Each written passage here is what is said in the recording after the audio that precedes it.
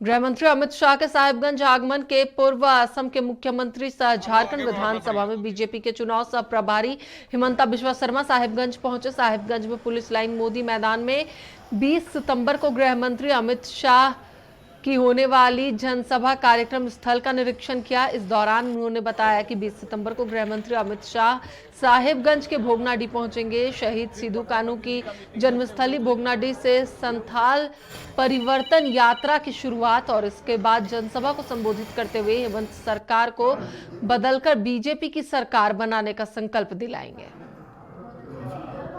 काल से हमारे परिवर्तन यात्रा का शुभारंभ होगा। साहेबगंज में भारत की माननीय गृह मंत्री अमित शाह जी आएगा और उनका ही करकमल से हमारा यात्रा का शुभारंभ होगा।